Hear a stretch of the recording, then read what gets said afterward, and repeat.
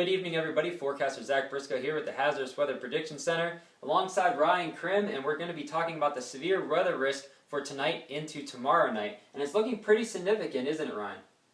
Yeah, as a matter of fact, Zach, it looks like tomorrow could be one of our most significant severe weather days in November in recent memory.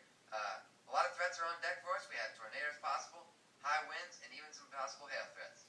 All right, well, let's jump right into looking at the indices for tomorrow. And the first thing we'll look at is the CAPE values, and they're pretty high. We have indices of 1,500 or higher for parts of the Ohio Valley and Midwest. And this is pretty significant for this time of year. It means the atmosphere is pretty unstable.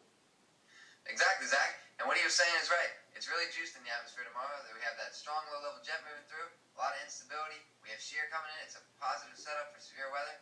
We have CAPE values around 2,500 even, up towards the Chicago area, right on the lakes there, and that could really help make a significant severe weather day possible.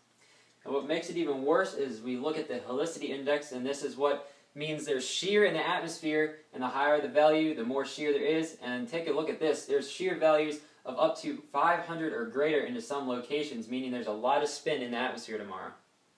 Exactly. Without this helicity, we would have more of a damaging wind threat or a linear threat, but this makes isolated supercells really possible tomorrow, and that's one of the major reasons we're watching this so closely. And all this thunderstorm development is going to be aided by warm, moist air. Look at this. We have temperatures in the upper 60s and even 80 degrees down towards Arkansas tomorrow. So it's pretty unstable, warm for this time of year with a very strong low pressure center moving up over Lake Michigan. What Zach was saying, that low pressure is moving in from Missouri and Kansas, and it's moving northeastward towards Wisconsin and Illinois. And with that being said, it brings in that warm fetch of air all the way from the Gulf Coast to 8 states, and it goes into around Michigan and Indiana. Don't be alarmed by 60s. That's very warm for this time of year. It's 5 to 10 degrees above average for starters, so that's why it's important. So taking a look at the simulated radar with the heat, unstable conditions with the CAPE and the Helicity, we take a look around 3 o'clock tomorrow afternoon, and you can see there's some scattered storms out in front of the cold front, and then a line of storms around Chicago into Illinois. As I noticed that, Zach, and I also noticed in Illinois it almost looks like, and this is just a high-res simulated reflectivity, but what I do see is it almost looks like there's some bow echo structures in Illinois, and I don't usually see that on a SIMRAD, so it definitely means that there could be some significant storms out there. Yeah, and we take a look at later on in the evening as that line progresses eastward, it becomes more of a linear convective line from around Buffalo down into parts of eastern Kentucky, and this is when the straight line wind damage risk picks up. As Zach was saying, that is the case, and we want to remind you guys that just because this is a linear threat at this time, this is why we have a risk that still extends into western PA, because at this time, damaging winds can be a serious issue and can be a serious threat to take down trees and power lines. And even though trees don't have leaves on them right now, there's definitely a chance that some of them could come down in the strongest storms. Now let's take a look at our forecast map for the storm track and some areas of rain and severe storms. Got that low moving through western Kansas, and then it moves up to northern Michigan by tomorrow afternoon and spreading those severe storms out through most of the southeast, Midwest, and then maybe up into the northeast as we head into Monday. So this map, Zach, does this show where the HWPC severe threat is actually lined up for tomorrow? No, we're going to show that right now, and what we have risk for tomorrow is a scattered risk, and this means there's a good chance of seeing scattered reports of severe weather, which is equivalent of about a moderate risk of from SPC. Then around that we have an isolated risk. This area still is going to see some severe weather, but it's going to be more spotty than more widespread that we would see in the Ohio Valley. So in that moderate area, is that where we're expecting like our greatest risk, or the highest chance of maybe, say, some severe reports that are a little bit more extreme than others?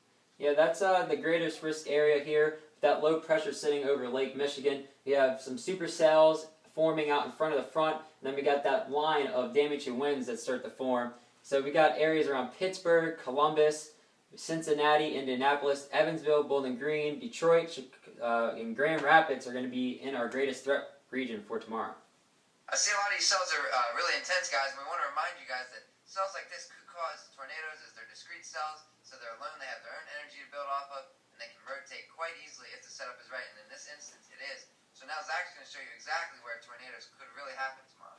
Yeah, this is we have a medium risk of tornadoes around Detroit, Grand Rapids, Chicago, Indianapolis, Evansville, and Cincinnati. This is where the best chance of supercells is going to be. And then as you head eastward, the chance becomes a little lower because this is where we expect the straight line wind damage threat to pick up as the line becomes more linear and there's start to get some congealing of the storms.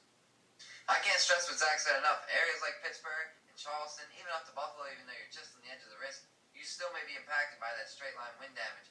And there could be winds in 60 to 70 miles per hour, even stronger. You have to remember that low-level jet's really pumping in the winds, and if they could get brought down some of the strongest storms to the surface, there could be some very strong wind gusts. So you have to be paying attention to this.